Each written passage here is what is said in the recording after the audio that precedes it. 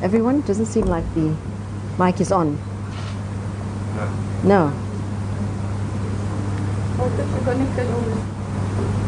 Can everyone hear me? Okay, I think that will work. Thank you. Okay, thank you. That's better, I think. All right, good morning, everyone. Good morning, members of the media. I'll make a reasonably short address, and then Advocate Cronje will have a few words to say, and then we'll be ready to take questions and answers. So it's been almost 4 months since I briefed the media on the 1st of February, the first day that I took office. And I really want to thank you for your patience. I had intended to brief you all sooner, but I didn't quite appreciate the depth and extent of the challenges, both internal and external, that I'd be facing in trying to revitalize the National Prosecuting Authority. I am the 7th NDPP, or acting NDPP, over the last decade. Over this period, the NPA has experienced, as has been publicly revealed, politically motivated changes in leadership, allegations of impropriety against some of its leadership, an exodus of skilled staff, a hiring freeze, a virtual end to its professional development and training programs, and a fiscally induced vacancy rate that has brought the NPA's operations close to collapse in some centers. I have in the past 4 months been listening, understanding, engaging at various levels, and attending to various priorities that were identified.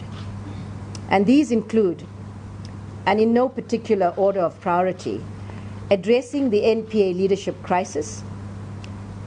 This, as I said when I took office, is critical to restoring the credibility of the NPA. The NPA needs a fresh, new, dynamic leadership. I made important changes that were widely reported on, and I won't repeat, but more needs to be done. However, for various reasons, this has not been as quick or as easy as I would have liked it to be. But important progress will be made shortly. Secondly, the conduct of reviews of high-profile cases relating to decisions to prosecute or not to prosecute. This will also assist in restoring the credibility of the NPA. In this regard, we have identified a number of cases, including those investigated by IPID, which we are reviewing. A review of the structure of the NPA. To improve effectiveness, I have decided on a decentralized model, which is in line with the NPA Act, with a small, specialized, highly skilled capacity at the national office to actively support prosecutors in the regions. This will build more capacity in the regions, maintaining specialization, for example, with regard to the Specialized Commercial Crimes Court, terrorism, and other crime types that may be identified, for example, like cybercrime. Obtaining more budget for the NPA. This is a very, very serious problem for the NPA and for criminal justice. There has been no recruitment in the NPA since 2016.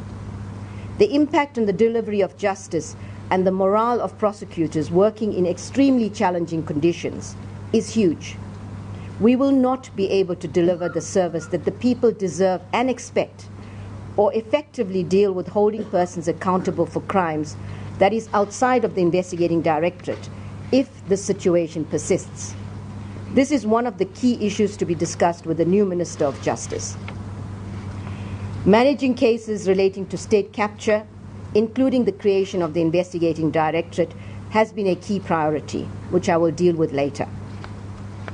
The challenges we face have provided opportunities to begin the complex process of revitalizing and repairing the NPA. Together with the leadership of the NPA, I have also been working on a number of other important priorities and issues. Partnership engagement. And in this regard, I would like to recognize our National Commissioner as well as the head of the Hawks. We have been working very, very closely together, and we'll elaborate on that in a bit. To achieve our vision, the NPA must collaborate with its governmental partners including particularly the police and the courts. I have made it one of my priorities to reach out to our partners and candidly discuss challenges, and there are many, which have impeded effective cooperation.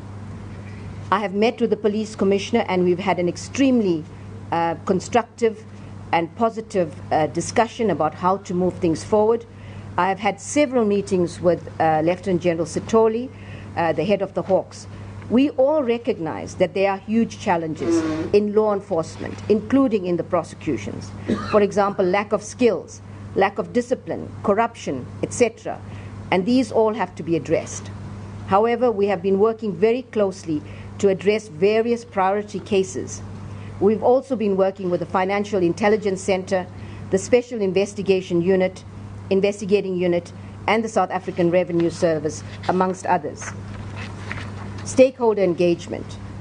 I have sought to reach out to the business sector and civil society groups, which represent important constituencies in South Africa. My outreach efforts include South Africa's development partners, including the foreign diplomatic community, who are watching very carefully whether we can reverse the effects of years of state capture in order to place South Africa back on a positive development and economic trajectory, to restore the rule of law and build confidence in our institutions. Strengthening morale and empowering the NPA staff. On my first day in office, I requested that a staff survey be undertaken. New in my position as NDPP, I wanted to hear from everyone in the NPA. The NPA succeeds or fails on the ability, skills, and knowledge of our people, our greatest asset and resource. To succeed, we must nurture and empower all our people's skills. To this end, I'm undertaking numerous visits to our regional and local offices across the country to meet with, to listen to prosecutors and staff working at the coalface of the criminal justice system. I've asked for a review of the NPA's professional development and training capacity to ensure that we have the human resources and skills to be the cutting-edge prosecution service that we can all be proud of, ready to meet the challenges it faces.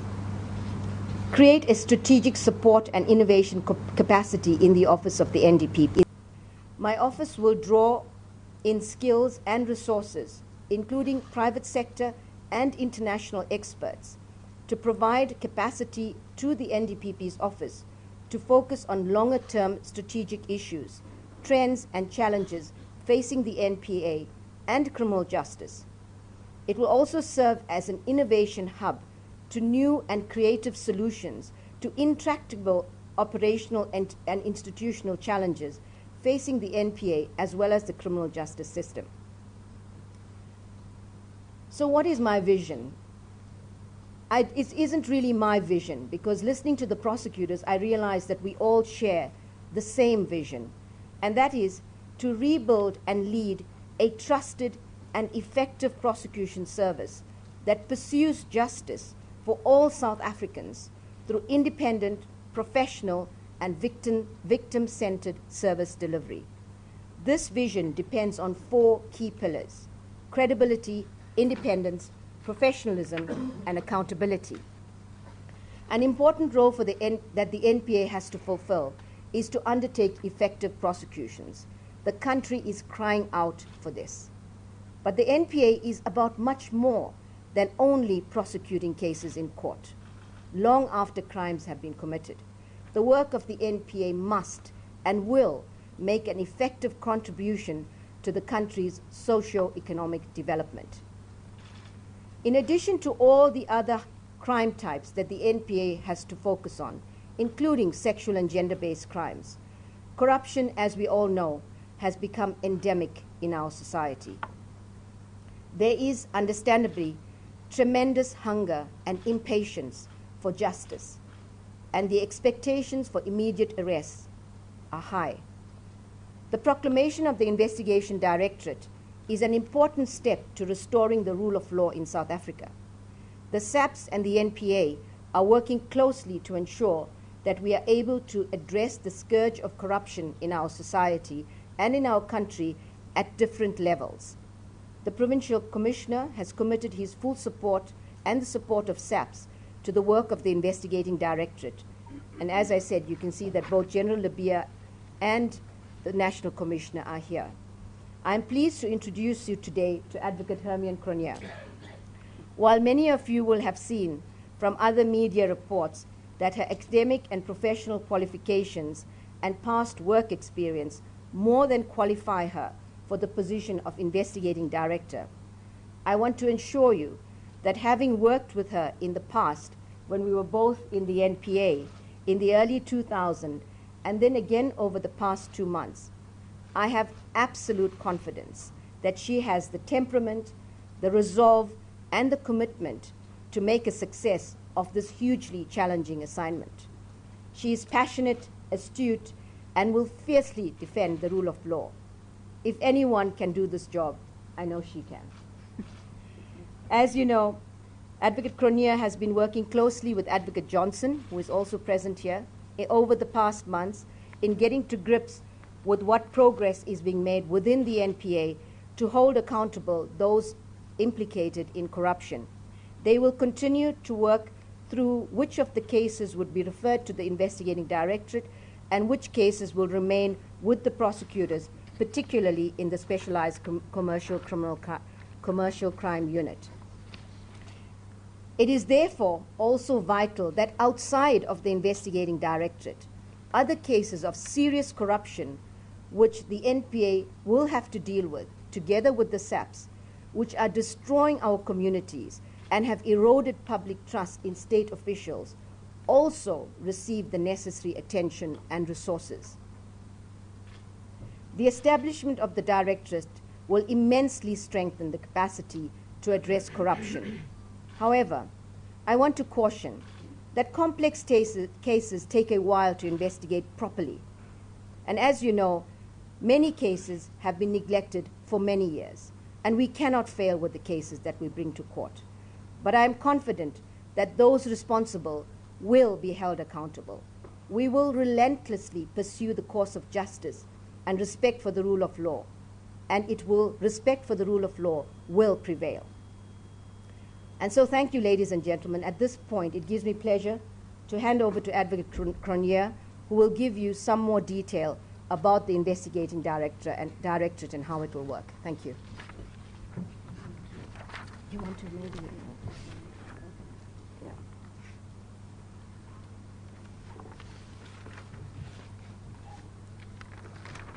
Morning, everyone. Oh, I have to move there. Oh, you may, okay.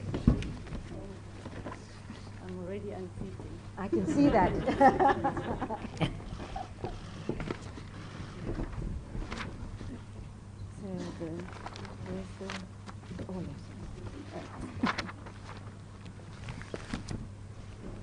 Morning, everyone. That's better. I was warned not to put my glasses on my head, and that's the first thing I did. So you see, I'm not good with following instructions. I'm very pleased to be here. I'm very grateful to the NDPP for the confidence that she has expressed in my ability to do this job. I'm also encouraged by the support and commitment received from the generals right next to us. I'm also profoundly humbled as well as energized by the positive response with which the announcement of my appointment has been received. Also a little curious and surprised. But I can assure you that the decision to accept this enormous challenge is not one that I took lightly by any means. I am aware of the enormity of the task, and you've heard from the NDPP the extent of that challenge. And just to agree that I'm aware that our institutions are in a poor state, particularly the institutions represented at this table. I'm also aware of the problem in our state-owned enterprises and the need to send a strong message that those who pocket for their own personal gain funds earmarked for the development of our country and for meeting the needs of our people will face the consequences of their actions. And of course, I'm aware of the need to restore confidence in the institutions of government, particularly at the highest level. I'm also aware, and the NDPP has explained, the constraints that we face. We will need to rebuild the skill and capacity, and you've heard the NDPP's plans in that regard. I'm also fully aware of the expectations of ordinary South Africans. Very high, almost impossible expectations. And I also have no illusions that those responsible for the state of affairs we find ourselves in are not going to be sitting by idly, waiting for us to get our act together. So I'm aware of all these challenges. But I also know that South Africans are resilient, and the prosecution and the police are no exceptions. We have allies in this fight. In the NGO sector, you in the media who have done a lot of the investigation work one would have expected from this side of the table in the past. In faith-based organizations, trade unions, and ordinary South Africans who want to win back control of their country. We fully intend to harness their support. We also have support from our counterparts around the world, from investigators and prosecutors who face similar challenges in other countries. So I'm secure in the knowledge that certainly I'm not alone. We are not alone. So that's me. Now, what you came here to hear about. What have we been doing to get this directorate up and running? So I just wanted to reiterate the mandate and the scope of the work of the directorate. It's set out in the proclamation published by the President in the Government Gazette. We are required to focus on serious, complex, and high-profile corruption, particularly those emanating from the commissions of inquiry into state capture, the PIC, as well as the Commission of Inquiry into SARS. So we've envisaged at the outset to focus operations on the following three broad areas, themes, work streams. The first is corruption in the security sector, specifically the criminal justice system. We want to ensure that we restore the integrity of government. We need to, and in order to do that, we need to get our own house in order first. The public needs to have confidence that those who need to address this problem are able and capable and have the integrity to do so. The next big focus area will be our state-owned enterprises. No surprises there. Eskom, Transnet, Prasa, and a few others. And then a third area would be high-level public and private sector corruption. Yes, that is the other category. But the idea is to focus on those who have systematically and actively sought to corrupt government procurement systems and processes for private gain.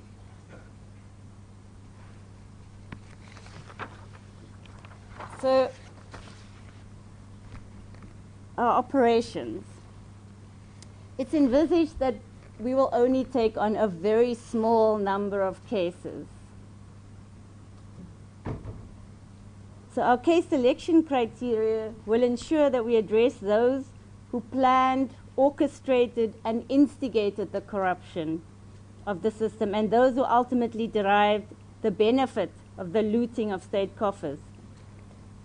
Not only those foot soldiers who were merely implementing their corrupt schemes. So we want to address those who actively and systematically weakened the capacity of the criminal justice system to ensure that the corrupt escaped accountability for their crimes. So we're aware that there's a general frustration with the failure on the part of the criminal justice system as a whole to deal with serious corruption. What that means for the Directorate is that there will be intense pressure to take on every case of corruption that has been out there. We want to emphasize that the Investigating Directorate is not a replacement for the existing structures. We are not taking over the mandates of the people at this table and other institutions in the criminal justice system. Our role is to address high-level corruption and the particular crisis that we face at this point in our country. Our approach will be a coordinated one because what we don't take on will have to be adequately addressed by other parts of the system. So our case selection criteria will be mindful of and aligned to that of the other role players in the system, particularly the DPCI, the Hawks. We've been consulting with DPPs, Directors of Public Prosecution, and the Hawks on the boundaries of our respective mandates to ensure that we avoid duplication, or even worse, we avoid cases falling through the cracks. And we're also aware that there's no need for competition. Unfortunately, there's more than enough work to go around. So, mindful of the need to take swift action in the short term, we're aware that people are waiting and many are reserving judgment until they see action. As the NDPP indicated, I've already been working with my colleague, Andrea Johnson, to determine the status of cases already being dealt with in the NPA. She has identified many of the challenges that need to be addressed in order to make swift progress on these cases.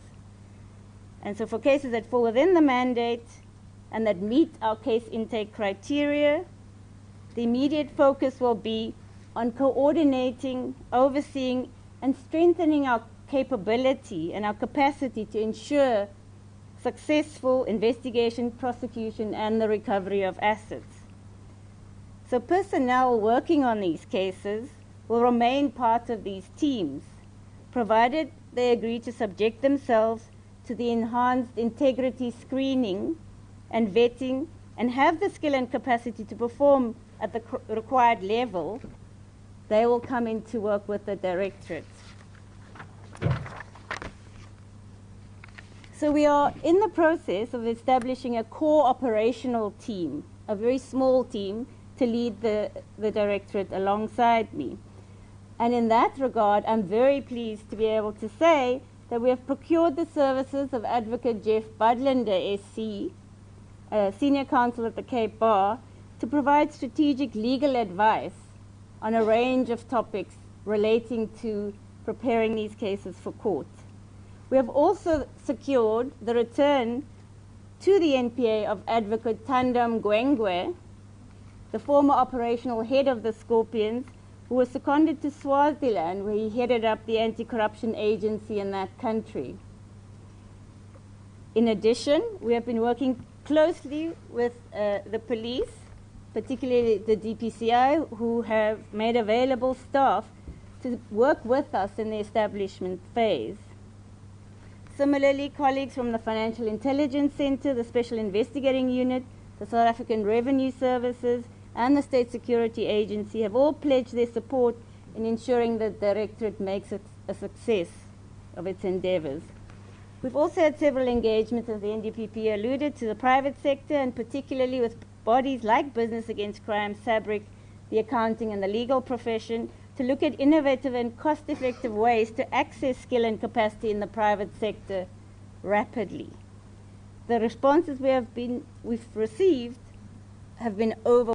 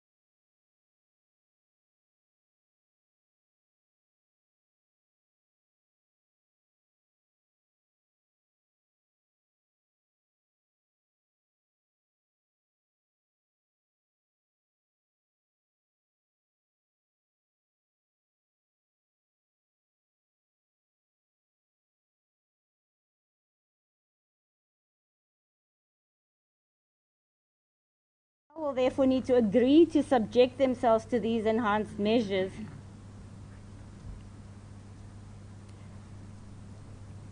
As I indicated in the beginning, I'm alive to the challenges we face, but I'm confident that we have in this country what it takes to make it work. I'm enthusiastic, I'm keen, and I'm committed, and I'm thrilled to be back in the public sector fighting the good fight. But I'm also equally clear that there is no magic wand, despite what you read about in the papers. Although, yeah, I mean to bring one to. And we are no superheroes. We don't have our costumes in the back there. But what we do have is all of you, every South African who wants to turn things around. And so with that, I know we can do this. Thank you. I'm talking with you. Am I talking with you? You're coming here. Yeah. Commissioner, would you like to? No, we don't. We don't want to. Are you okay? Or you? All right. Musical chairs. Yes. It's a change of chairs. Sorry. Good morning, ladies and gentlemen. Maybe as the South African, on behalf of the South African Police Service, I would like to pledge our support to the NPA, but it's not only support per se. I think SABC has got a turnaround vision. And in terms of the turnaround vision, there's provision in the turnaround vision for an integrated strategy between the South African Police Service and the NPA. So this initiative that is coming into play today is actually part and parcel of the integrated strategy. And it's part and parcel of a long journey, which we refer to as, in terms of our theme, on a journey to a safer South Africa. There's few things that are critical that we will be dealing with together with the NPA in terms of the integrated strategy. One of them is coming up with a resource matrix between the NPA and SABC. I think as we are improving, working on the ratios, balancing the ratio of the police to the public, the same will apply to the NPA, because if we update the ratio without looking at the NPA, it's going to clog the NPA. Now, as a result, part and parcel of what we're looking at in the integrated resource strategy, it's looking at a resource matrix between ourselves so that we complement each other. But the most important, it's a complementary and an integrated performance management system. SABC cannot perform better than NPA, and NPA cannot perform better than SABC. We can only perform better outside there in the public. So it's just confirmation that this is part and parcel of a strategic and a shared vision following the direction of the country. I thank you. Thank you very much.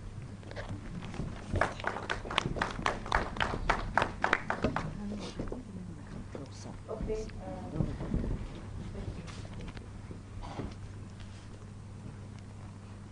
Ladies and gentlemen of the media.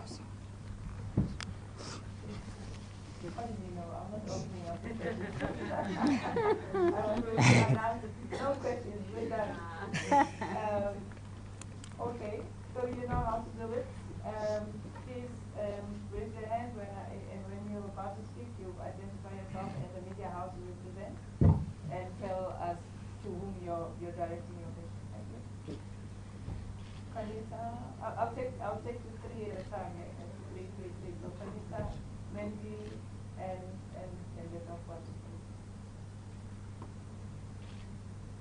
Okay. One, two,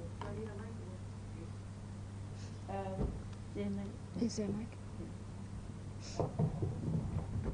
thank you very much.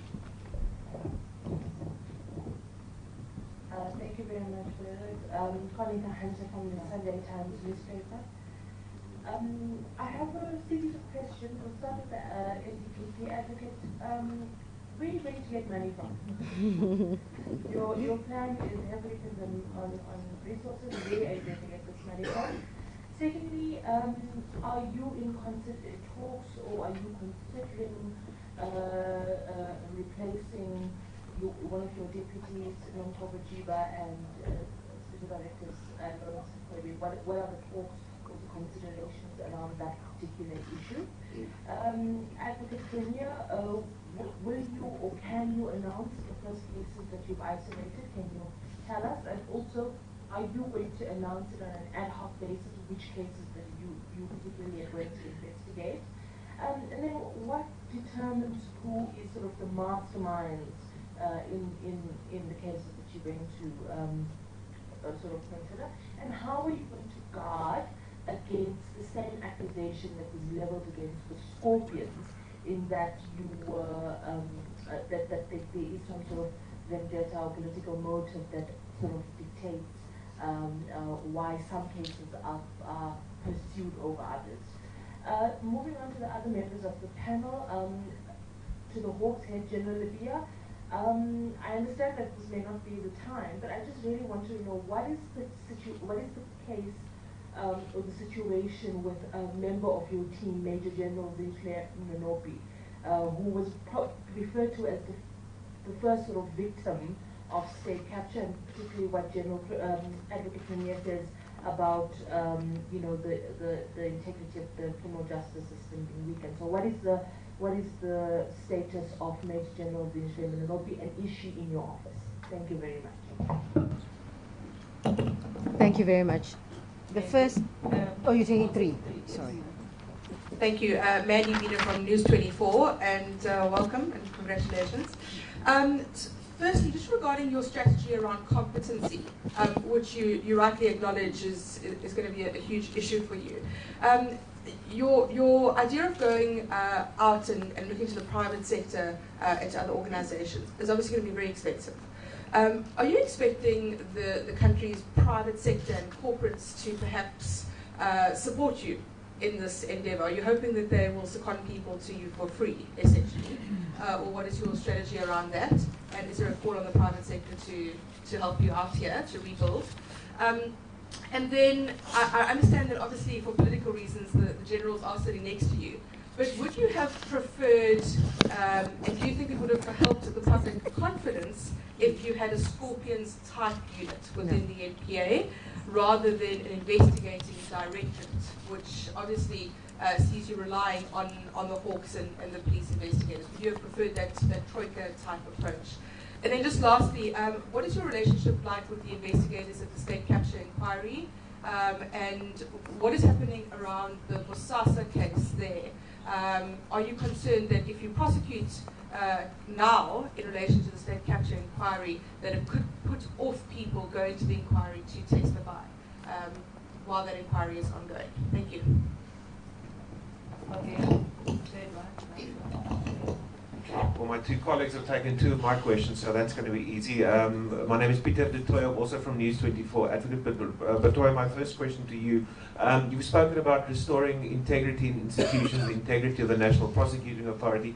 Can you give us some detail into what you found when you arrived here? In the media and in the public at large, we've been seeing the challenges that the NPA have had in the last decade or so.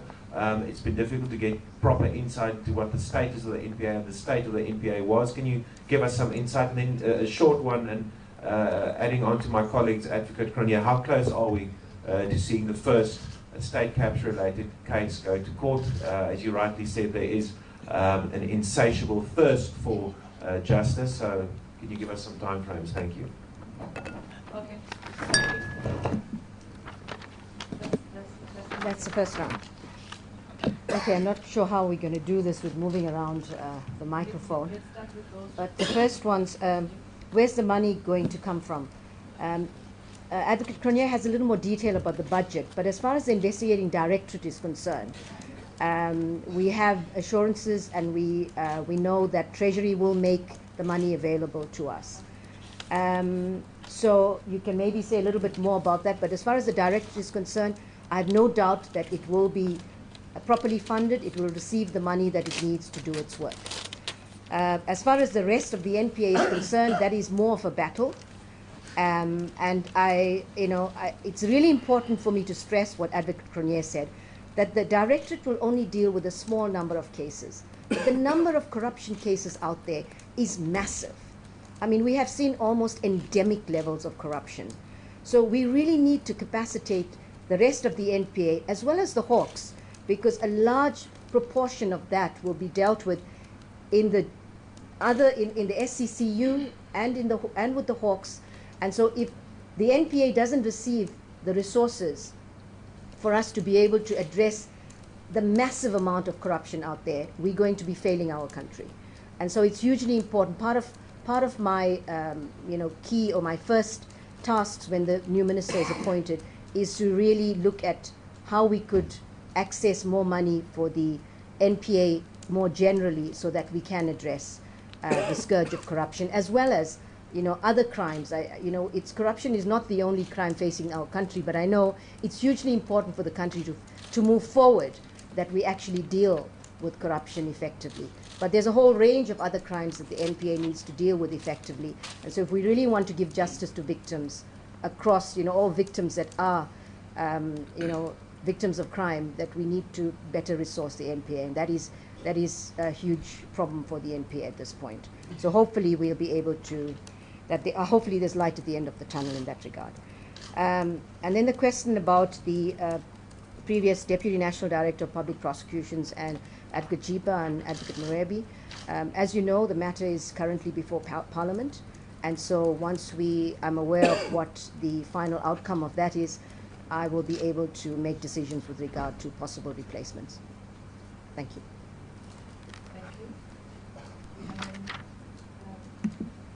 The first cases, maybe. So just on the budget, we obviously are in an environment of scarce resources, but so it does compel us to be creative about how we go about funding the directorate. So we've put together a budget. I mean, the challenge is we have no idea, or we have some idea, of the extent of what we will be doing. We just don't know exactly how that will pan out. So what we've done is we've modeled ourselves on the commission, the Zondo Commission, the State Capture Commission, chaired by the Deputy Chief Justice Zondo, to sort of baseline our budget for the next 3 years. There's 6 months left of this budget cycle, and we've been assured that in the adjustment estimates, the directorate will be catered for.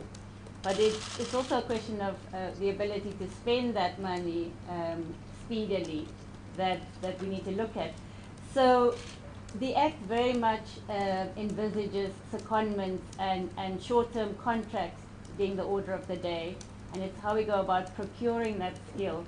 We have also put together a bid from the Criminal Assets Recovery account, the account in which we put the proceeds of crime recovered by the Asset Forfeiture Unit.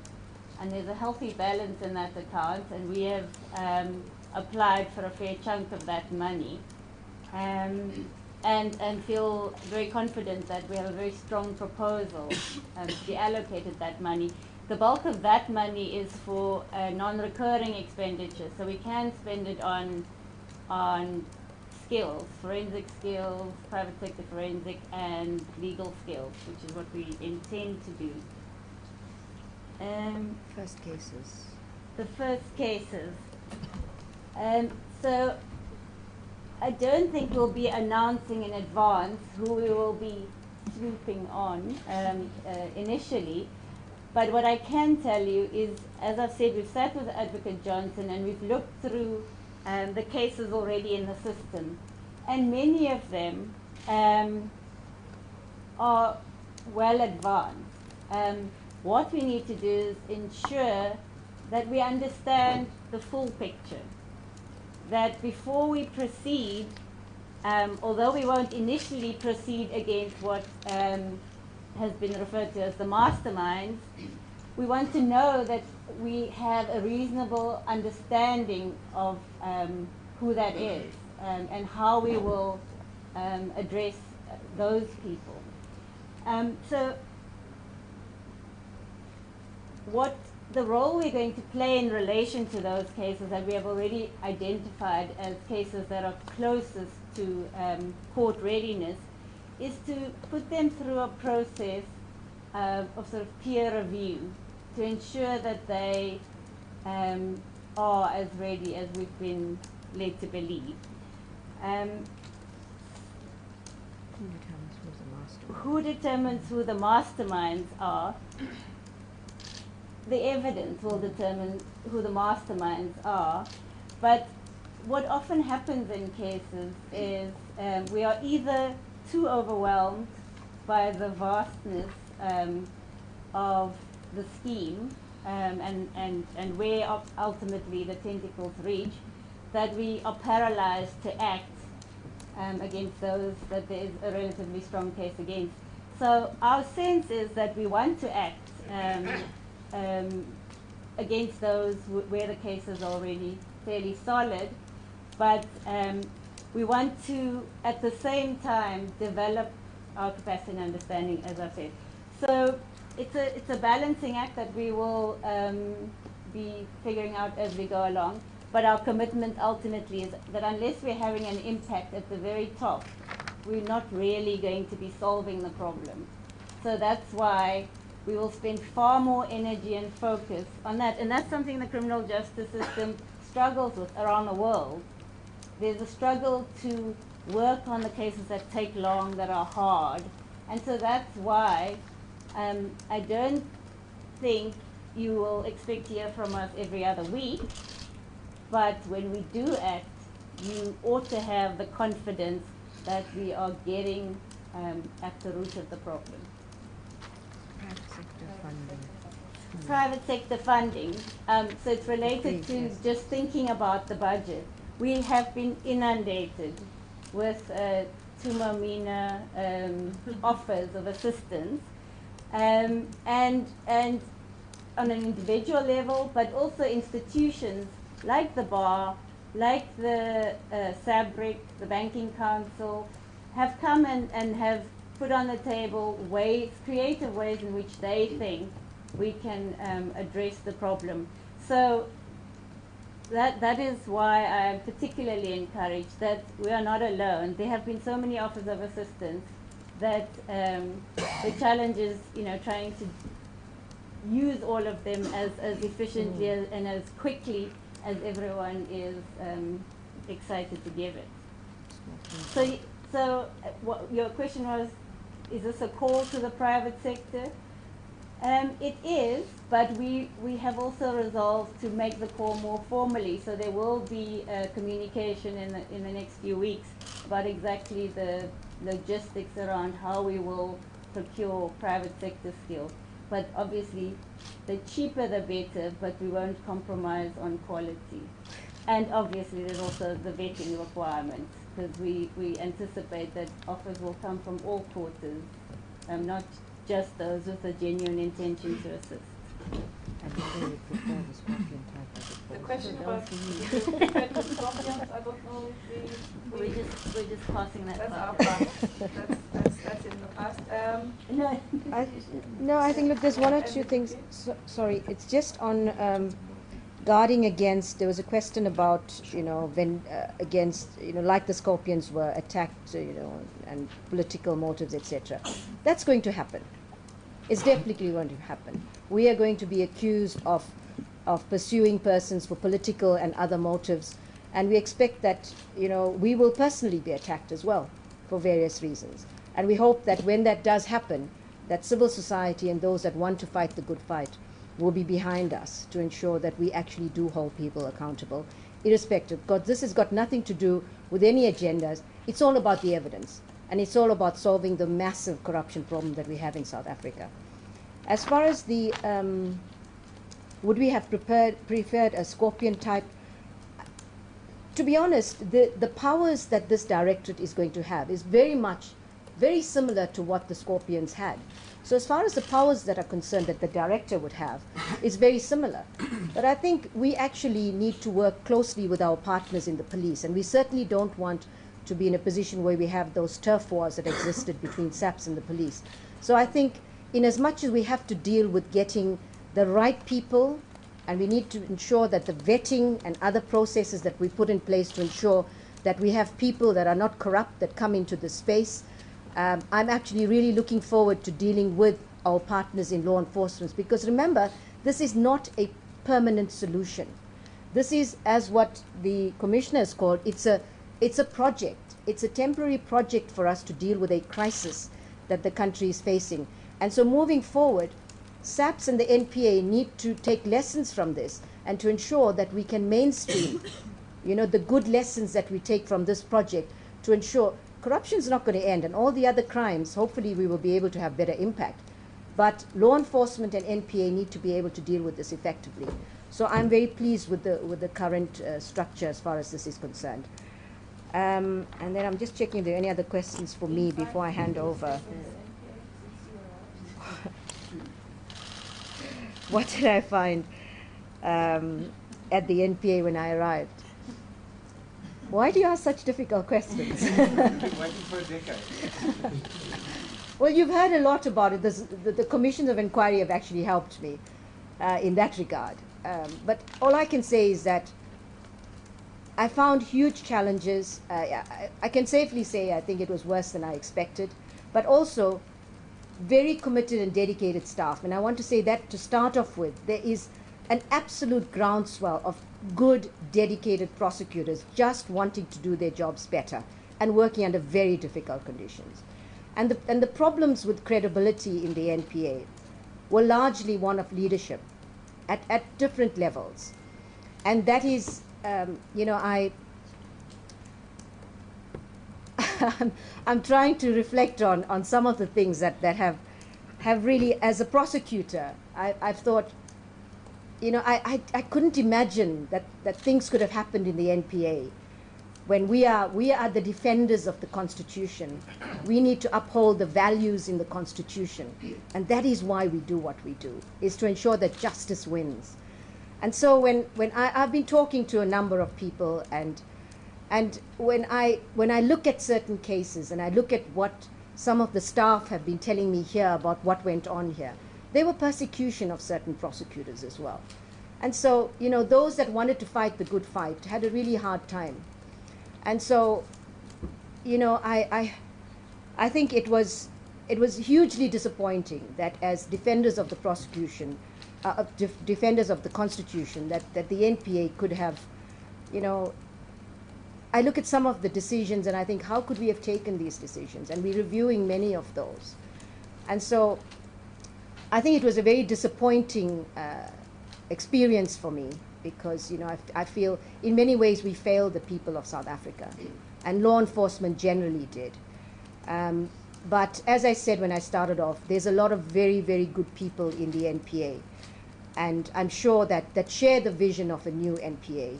And so, notwithstanding the challenges that we face internally, and we haven't by any means addressed all of them, I'm confident that together we can move forward in the NPA, and we can really restore the credibility of the NPA. It won't be easy, because as you know, it takes a long time to build credibility and trust, but it's very quick to ruin that. So it's going to take a while, but I know that we are on the right track with the good people in the NPA. Thank you. I think Commissioner was the... And then there's a question, General Levira. I'm not sure I don't we know. But answer from here. Maybe if we pass this, would that work? Or I'm not sure if that would work.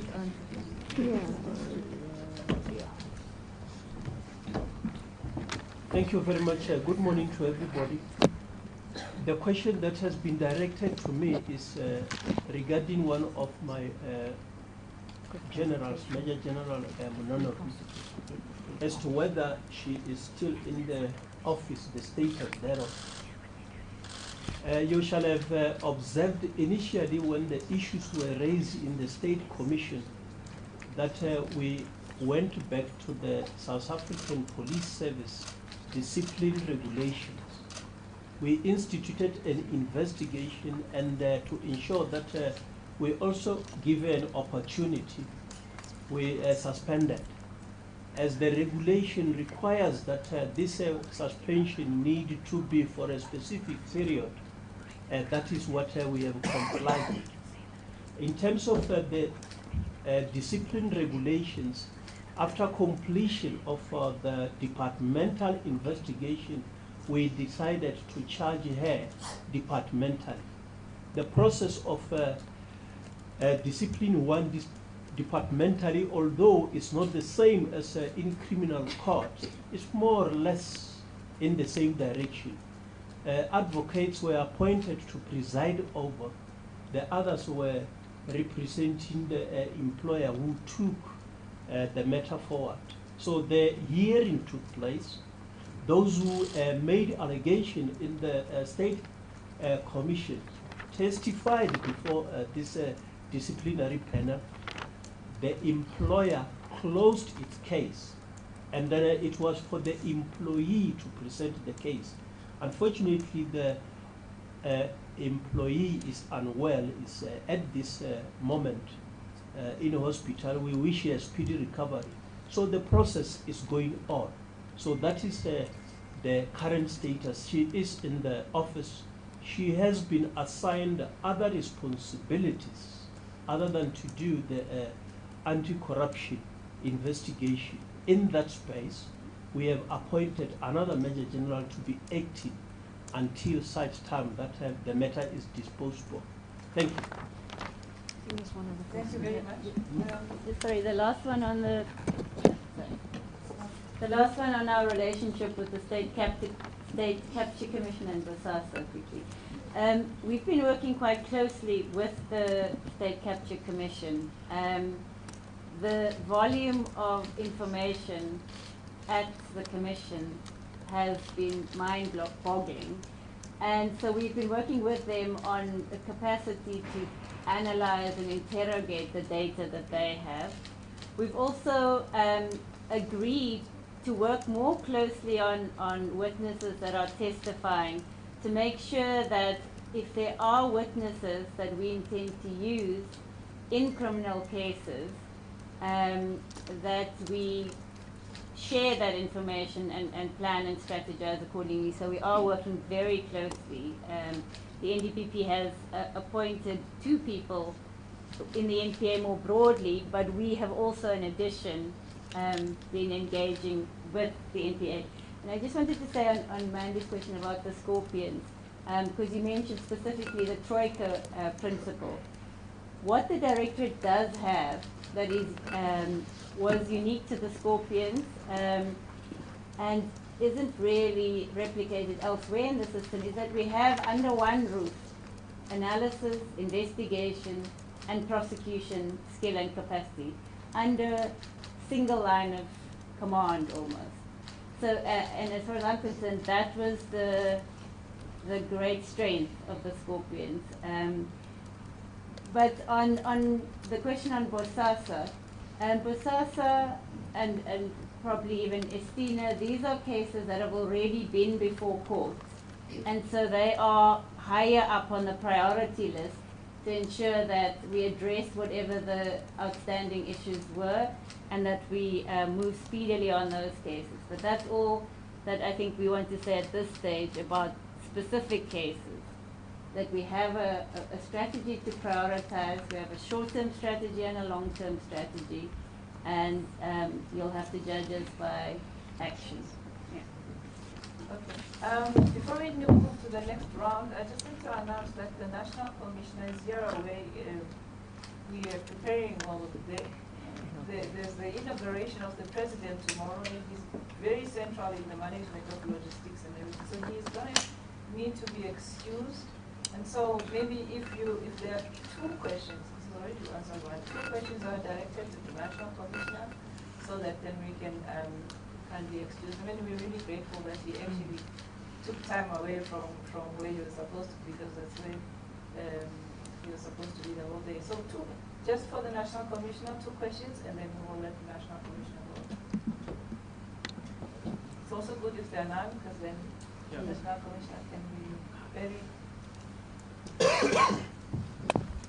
Good day, Barry Bateman, Eyewitness News. My question is not to the Commissioner per se, but it is relevant to the Commissioner.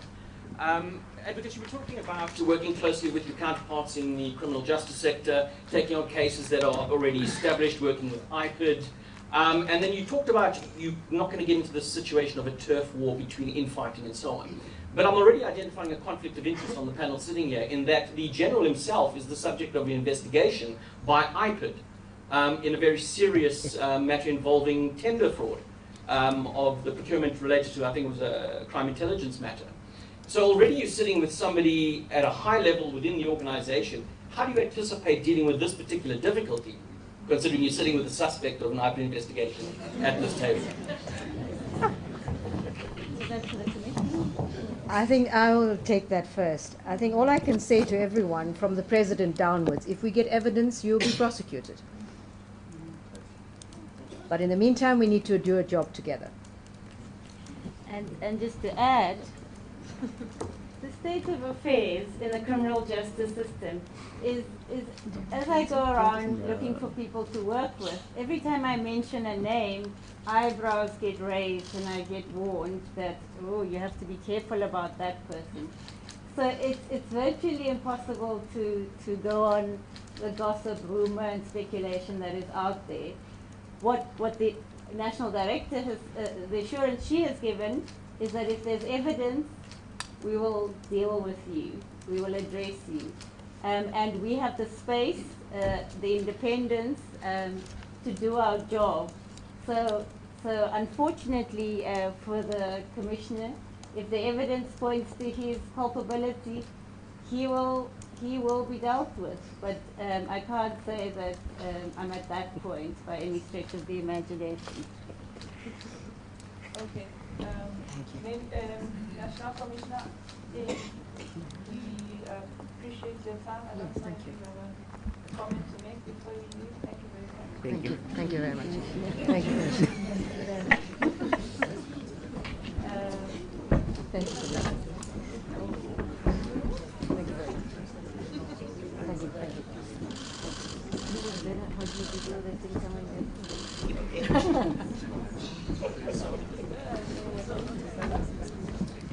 Okay. We're second round. You can sit here.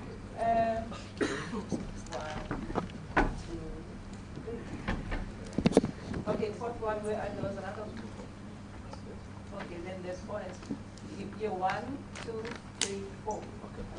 Thanks, Bulela, for looking to this side in the end. My name is Moloko Mloto from ENCA. I just want to know the names of the Gupta brothers has been mentioned several times in that commission. We are aware they are out of the country. Does it mean they are scot-free? They will never be touched because they are not in the country. The second question relates to the statement that was made by the leader of the EFF, Mr. Julius Malema, during the launch of his party manifesto. He was clear that he has no confidence in you, Advocate Batohi. He believes that you are here essentially as a henchman. And now I want to ask specifically, given the fact that a case against him several years back was struck off the roll, whether that case is among the cases you are considering, you are reviewing and considering to reinstitute. Good morning. My name is Bule from Open News. Firstly, Advocate, I'd like to say congratulations on the appointment. Just for record purposes, I know some of these cases you deal with quite complex and highly profile cases implicating political leaders, especially looking at revelations emanating from the state capture inquiry and other inquiries as well. Do we have like a time frame of how long some of these cases can actually take? I mean, we know a lot of South Africans are actually hungry to see prosecutions actually taking place, as some of these cases have been dragging for quite some time. And number two, I just wanted to know, how are you going to deal with political interference? Because we know some of these parties have large constituencies whereby if they utter something, their backup or supporters would rather go against the prosecuting authority and believe in the party. How are you willing to work with that? Thank you. Good day, advocates. Claudia Malovich from Business Day. I just wanted to find out, Advocate Batohi, specifically when you spoke about the review of high-profile cases that the NPA is currently conducting, does that review include, as we most prominently would have seen in the inquiry of Advocate Jiba Mugwebi, looking into the prosecution of Richard Mdluli, as well as Johan Boysen, which was two of the cases which was most prominently dealt with? And then just in terms of Advocate Jiba, I know during the inquiry they did speak in terms of there was not a lot of clarity in terms of whether she would be charged with perjury or not. There was some informal message being sent from her advocate at that stage, from her legal team at that stage, that she wouldn't be prosecuted for perjury, and that was the decision taken. But as of yet, we don't know anything formally what the decision is. And just a softer question for Advocate Cronje. You said it was a very long, it was a difficult decision to make. It wasn't taken lightly. But was there anything specifically that made you go, okay, this is the moment I will definitely do it? Thank you. Thank you. My name is Belani Pahadi. I am from Newsroom Africa. That's the first one from me. Advocate Batohi, Friede, is it part of your reviewed or those which are in process, cases which are in process? It seems as if the NPA was not initially ready on the first time. Are you perhaps looking into ensuring that it's back on the roll? And remember that the Concord had ruled that the former Social Development Minister, Adv Hermione, said that she should be prosecuted for perjury. Is that something that you are perhaps as well looking into? And last one from me is former Hosasa COO Angela Agrizi said some damning stuff about Mr. Watson. He said he had deep tentacles within the NPA. That's something that is worrying you in your work. You said there's something that you are not happy with, perhaps when in the state of the NPA of which you had found it in. Will you be looking to ensure that everybody's work is working, and of course there's no kind of a stooge for someone else? Okay, that's everybody.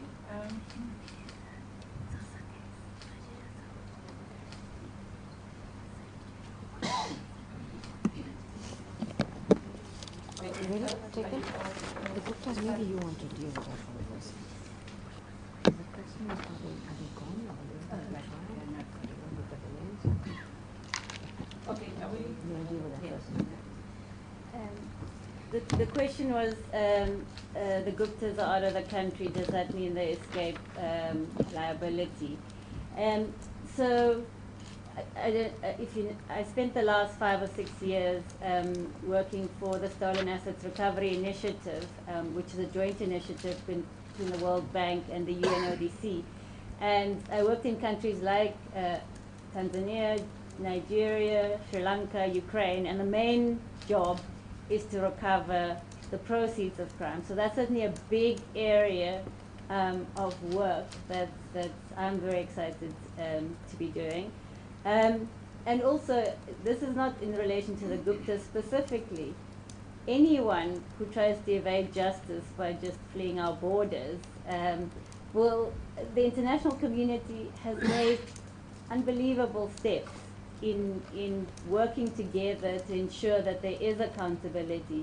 So I'm, in Dubai, for example, the UAE, we now have a bilateral agreement to support and facilitate those kinds of things.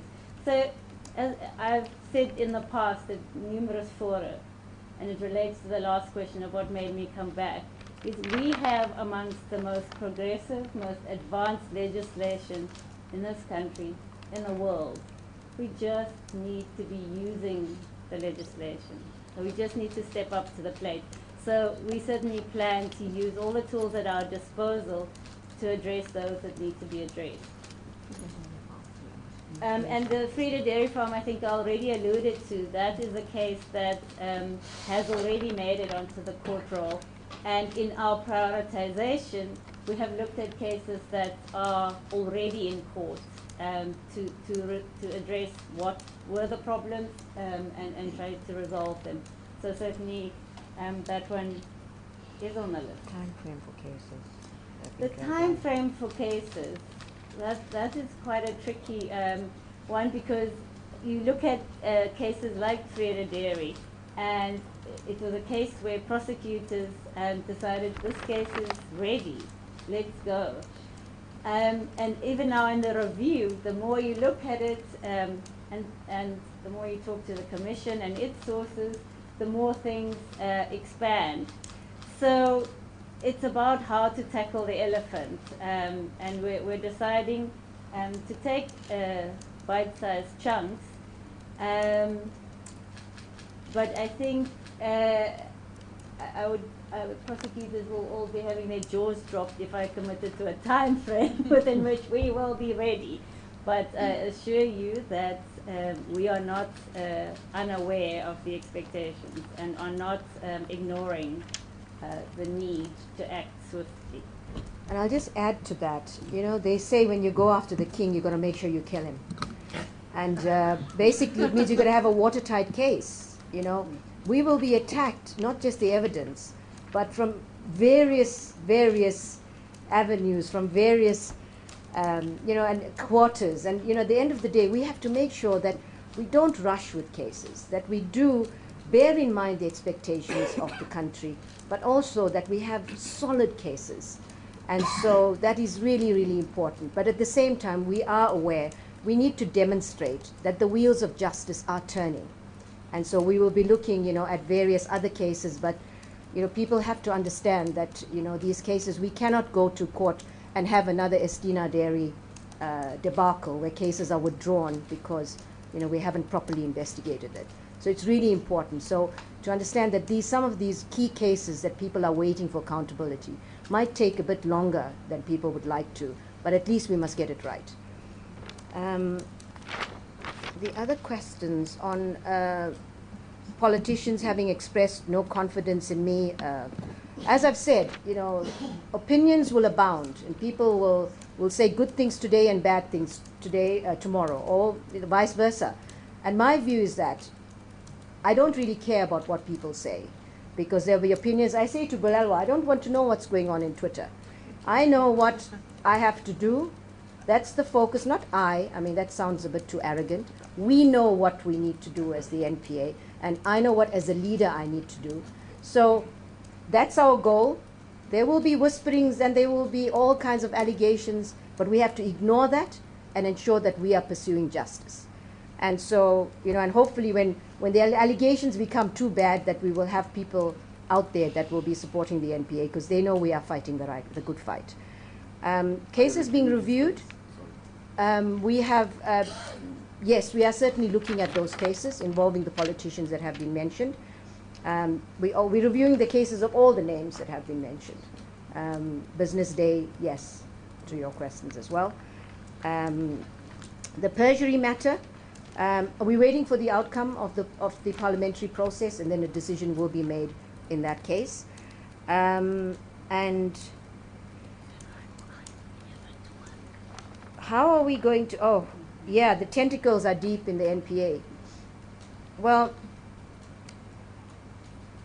you know, I'm aware of allegations, and so we certainly looking, and the Zondo Commission, the Commission of Inquiry into State Capture, has not yet completed its work. So what I can say is that, you know, we will look into all of these allegations, and where people are guilty of impropriety, we will deal with them. I have said to prosecutors, as I'm traveling throughout the country as well, there's no place for corruption in the NPA. But I know that there is corruption. There are corrupt prosecutors, and they are very good prosecutors. And I've said to them that we will be absolutely ruthless in dealing with prosecutors that are corrupt. There's no place for prosecutors. We are defenders of the Constitution, and you can't have corrupt prosecutors that are prosecuting people for corruption. So yes, there have been allegations, and there are processes in place, and I'm looking into all of them.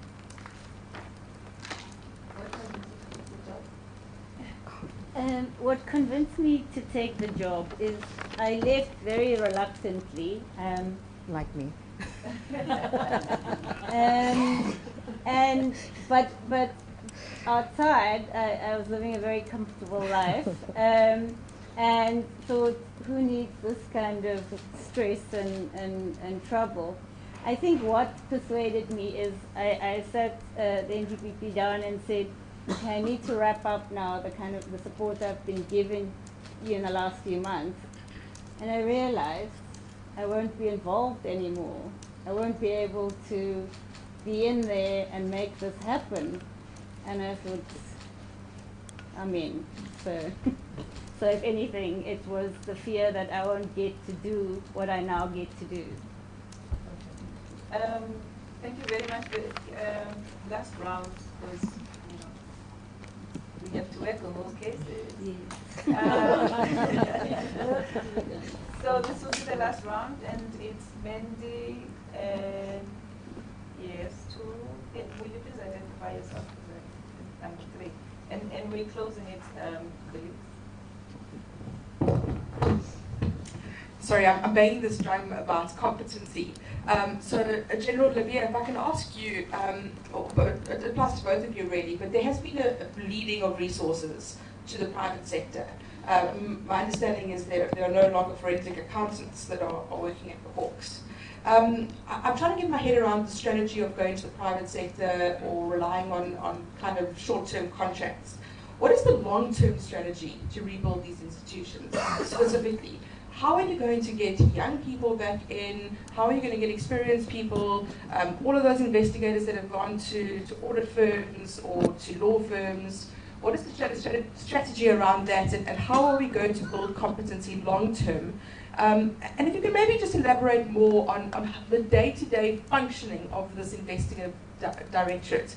How is it actually going to work in terms of going to consultants and working around that? If you could maybe just talk more nuts and bolts about how it's actually going to work. Good morning, advocates. Good morning, General. Kara Pretorius from the NCA. Just on a general point, you spoke about failing the citizens of South Africa. Now, transparency is obviously an extremely important part of that. Like the police do every year, that you have crime stats, etc., etc. And there's sort of been a lack from the NPA, just in terms of communicating some successes and or problems that you have. Is there by any chance, I assume you won't have that information offhand, for instance, the amount of corruption cases currently on the roll, and successes in prosecuting, would that be some type of thing, serious and violent crimes, etc.? Is that something that you actually look into to communicate more to South Africans to ensure that transparency and more faith? Thank you. Really hard to say, Uhuru Productions. I just want to follow on that question in terms of transparency. The NPA is set up in a way where you do work behind closed doors. Can you just, I think it would be important to outline how the integrity, the enhanced integrity test relates to that nature of your operation in a way. That's the general question. The more specific question, it would be the bilateral agreement with Dubai. I mean, the attractiveness of that jurisdiction for investment is its secrecy, is its opaqueness. What do you believe you can actually achieve through that bilateral agreement? What information will you be able to get your hands on? General, you want to? Okay. We'll start first. I will rearrange. Okay, we'll start first, and then General will follow. So maybe you want to, The skills, capacity. Well, it's a topic I get very excited about. Reinvigorating professionalism in the prosecution upping our games in terms of skills. In the private sector, I worked with forensic accountants that just would blow my mind away. And so one of the things I've been thinking about is how in the public sector we can have access to that skill in an efficient and cost-effective way. You'll know that when we started in asset forfeiture with Willie Hofmeyer, one of the first things we did was consider recruiting a forensic accountant to have on staff full-time to help us follow the money. The person earned, I think, more than the national director at the time, had about 3 years of work experience, and after a couple of months we realized was not really being productively utilized, and it did not give us the kind of expertise that you would get from someone located in an institution where they're doing this work on a daily basis. So that was not necessarily, getting those people permanently on staff is not necessarily the solution. The other thing that we must recognize is that in South Africa, the private forensic investigation space was booming. There was no shortage of work. People got mandates to do investigations, sometimes the same investigation over and over and over again without anything happening. So one of the things we did early on is call together the accounting profession, because it, of course, is doing its own soul searching and looking at how it got itself into trouble. And we are trying to fashion a model that can work. It looks like we will need to, if we want to recruit at a very senior level, look at retired experienced practitioners and have them in a role where they advise on mandates, because that's also been a big issue, that people get given a mandate and the scope creeps, and before you know it, I mean, in some cases that wasn't normal, it was corruption, where, contracts ballooned to 10, 20, 100 times the initial agreed price. So we are also looking at models around the world and seeing how this kind of skill is available, made available around the country. One thing I'm sure about is that, people don't do work for law enforcement for the money, trust me. They do it because they're passionate and they're driven by what you can do in the space. And so I already see people wanting to return, even though working in the private sector is much more lucrative. So the more we make this a space where you can actually do the work that investigators and prosecutors need to do, and we just need to be creative about finding. So I don't have, we're going to recruit so many. We are looking at a mechanism for having those skills available. And what we've said is that we're not going to have people in this directorate, what's the word, on a permanent basis, the security of tenure. Because what we want to do is identify the task and then assess the skills that we need for that task. So we won't have people sitting around twiddling their thumbs waiting for work to come. They will work on an assignment, and once they've done that, they will go back into their home departments and carry on there. And the private sector recognizes that those are valuable skills, and that this is an amazing training ground for those skills. What we need to ensure is that we retain expertise within, we manage the vetting, we manage the integrity issues, and we manage to keep our secrets and not let them be available to our opponents the very next day. So there's some complexity, but we are working, and I know the Hawks have been grappling with this very problem for a while themselves. So I don't know if I should hand over to the General to add to that. Come back to, yeah. Yes.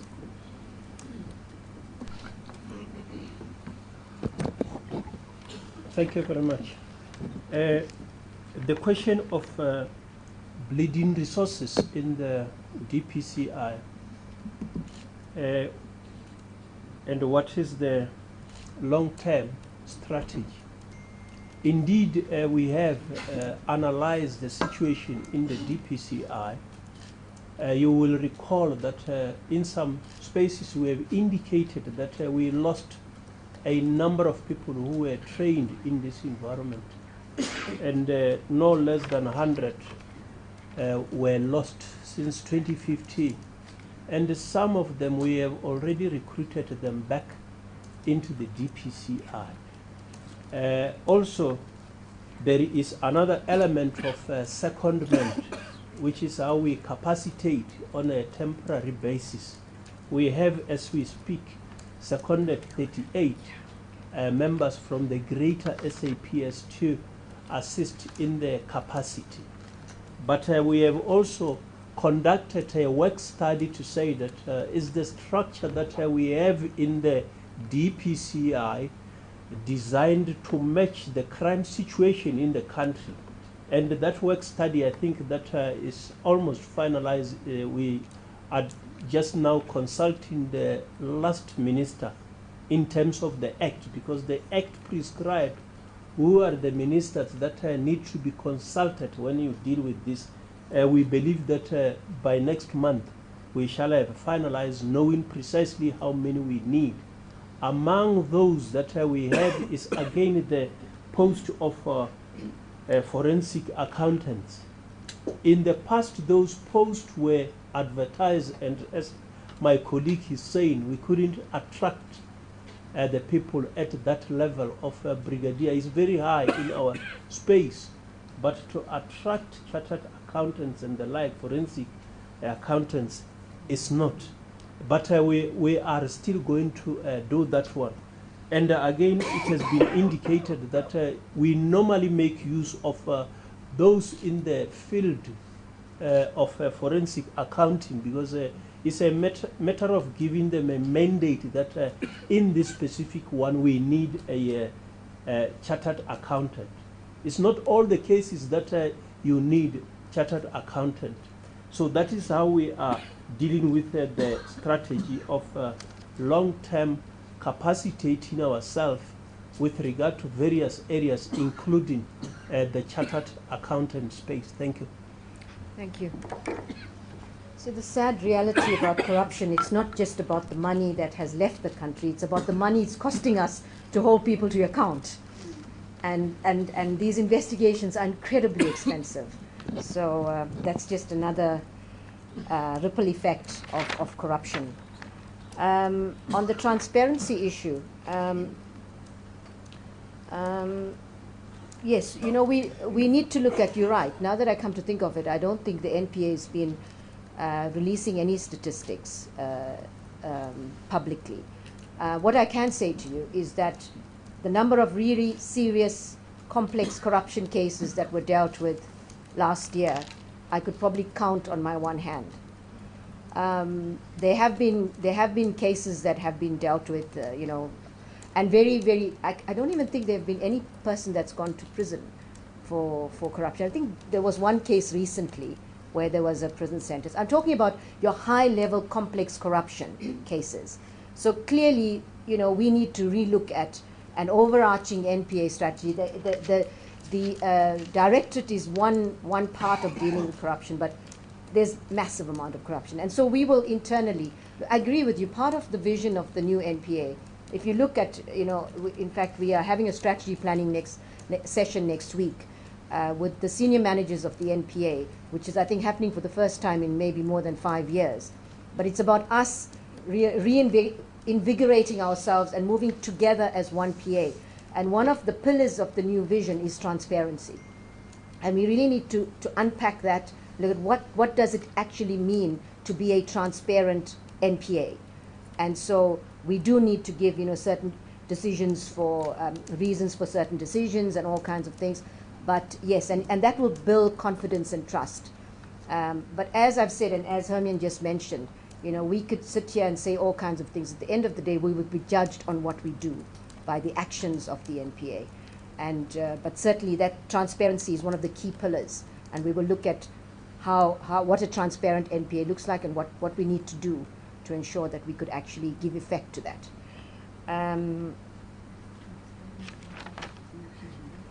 Yeah, we weren't quite sure about the question relating to the integrity issue relating to transparency. So if you could please clarify, that would be useful. And then there's the issue of the Dubai. You maybe just want to touch on that. Your decisions aren't open to public scrutiny. So what is the link between that and the enhanced integrity test that you're instituting? Like maybe you have an ombudsman kind of process or something like that? I'm really trying to get you to articulate the importance of the integrity of your leading cadre inside the authority because you are not open to public scrutiny. I mean, I think the reason why we're struggling is because many of our decisions are subject to intense public scrutiny. Whenever we decide to prosecute, or you will see in the courts on a daily basis whether we made the right decision or not, so there's intense scrutiny there. When we decline to prosecute, there's often review processes, and we have to answer for those decisions. So there's certainly accountability. And definitely we do have very strict rules around confidentiality. That's the issue you're getting at. You know, there are strict rules around confidentiality and what private information can be communicated, and usually is that they should not be communicated. But that is not the reason, or that is not why we are not transparent and accountable. We can balance accountability and transparency with the need to protect confidential information. Dubai, that's why the STAR initiative exists, because safe havens like Dubai and the others who used to be called safe havens are a lot less safe because of the activism around opening up and greater transparency in those safe havens. But the UAE remains one of the hardest nuts to crack. There are many ways, though, to skin a cat. And one of the things we've already done is just to understand from our side what steps did we in fact take to secure the extradition of people in UAE, and what requests have been sent and what follow-up has there been. So just a proper understanding of what is actually going on, what efforts did we in fact make. And coupled with that, I think it's public knowledge that the UAE will be hosting the UN Conference of State Parties conference in December this year, which puts it in a very awkward position around challenges to its transparency and assistance to countries dealing with corruption. So we think it's a good time for seeking and procuring the assistance of the UAE, and we intend to do that, properly armed with good information.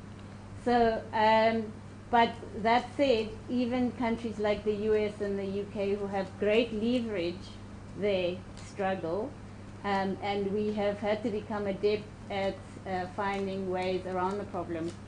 And one of the ways around the problem is other jurisdictions who have leverage, who will support our efforts to hold accountable those in our country. I think that's probably all I should say for the moment. Okay, I think that does it for today's media briefing. Dear media colleagues, thank you very much for your time and attention. And also just to assure you that this is not the first and the last media engagement that we will have with you, particularly the investigating directorate. I know you're looking for real action that's going to be out there. So those who have requested one-on-ones, and we will consider those. So we, do not despair. We will definitely engage. So if you're not able to do it today, we'll do it next week or the other weeks. Please bear with us. We really want to talk to you as well. So thank you for coming this morning. I know it was a quite a thing to try and get to Pretoria, especially those from Joburg, to come all the way. Thank you very much. We appreciate your attention. Thank you. Thank you.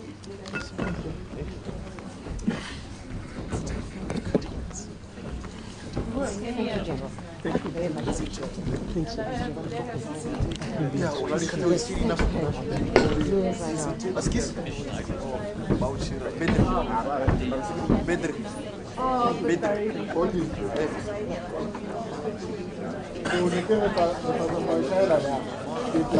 you.